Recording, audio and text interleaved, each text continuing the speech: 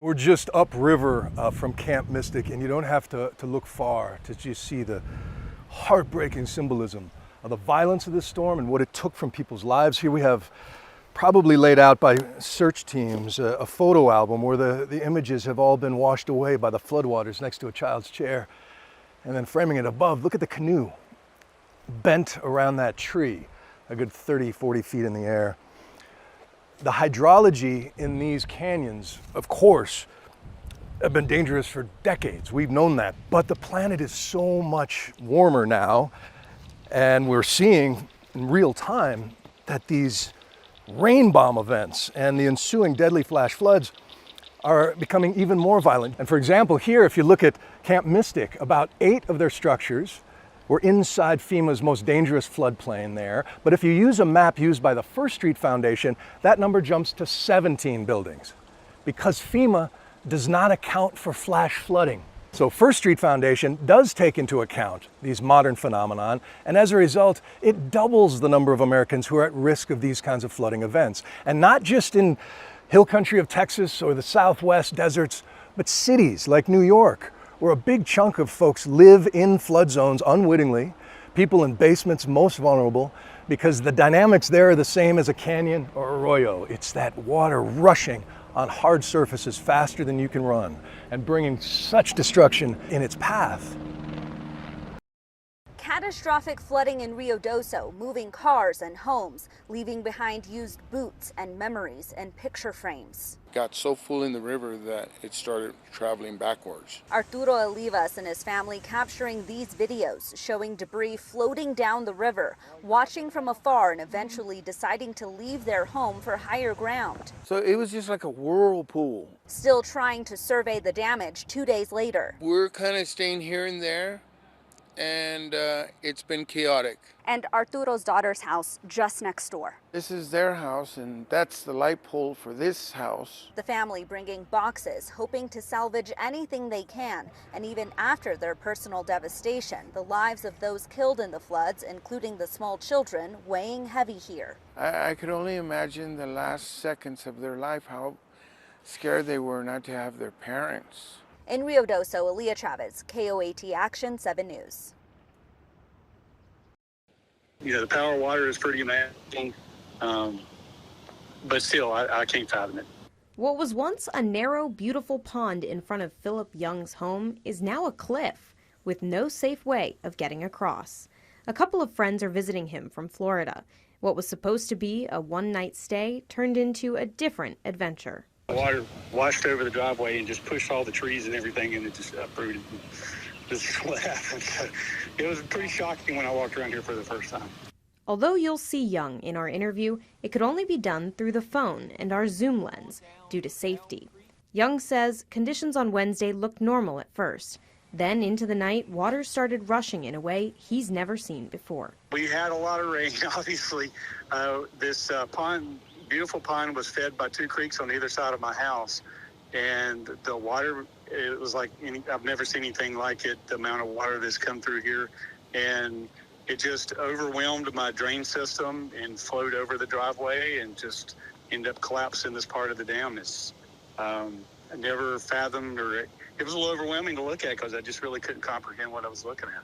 Just 30 minutes later, all the water was gone, but so was his road. Into the pond, I thought it looked like there was just debris in there. I didn't know that it had completely drained until I walked around here and saw what I saw here. On the path, one lone duck looked pretty confused to see his home dried up and ruined.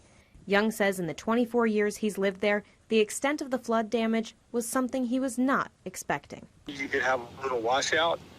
This never crossed my mind. Something as catastrophic as this is never, ever crossed. This reminds me of the pictures I saw up in the mountains.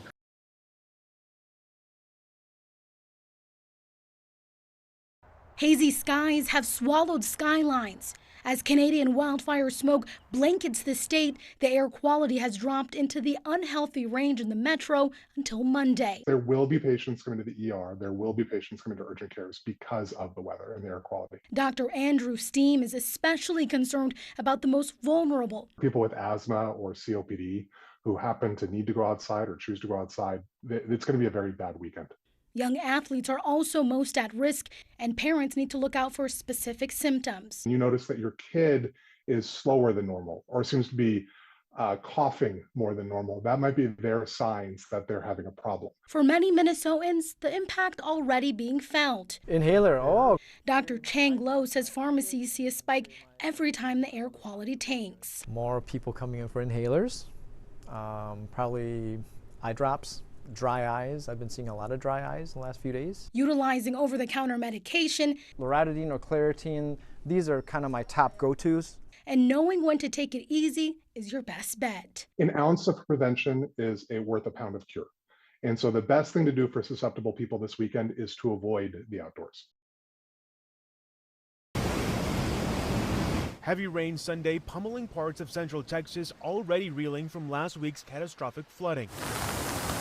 Officials concerned about the Guadalupe River swelling once again. People near Hunt received emergency alerts Sunday, warning them of a high probability of the Guadalupe River reaching flood stage and urging people to get away from the river immediately. Ground search operations were temporarily halted with more storms on the way. It has been an active day across Texas and watching again overnight for some storms. Crews have been scouring the flood-ravaged areas for more than a week now. More than 100 people have been killed and scores are still missing. The mayor of Kerrville released a video statement Saturday about the help his town has received from state and federal officials.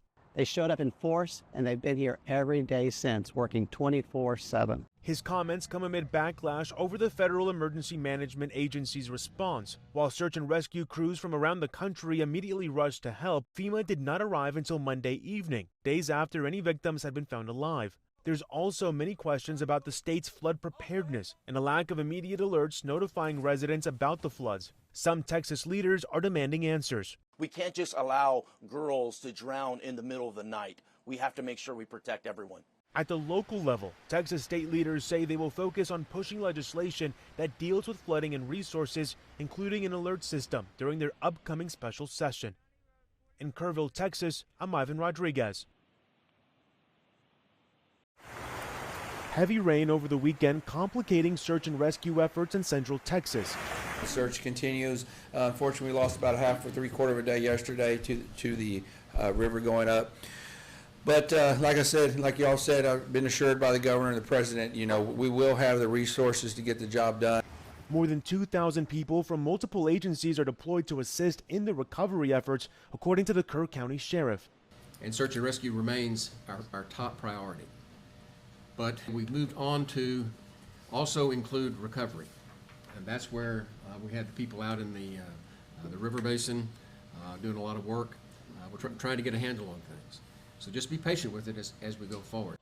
As the community grapples with the July 4th flooding that killed more than 130 people, including 27 campers and counselors at Camp Mystic in Hunt, Texas, messages of appreciation and concerns over rebuilding continue. I would love to have the ability to understand where businesses can look for assistance. Ourselves, we lost several $1 million in this disaster, as well as everybody else. This tragic event has proven the greatness of humanity. Please pray for the families who were affected. Thank you for blessing Kerr County with kind hearts and love of mankind.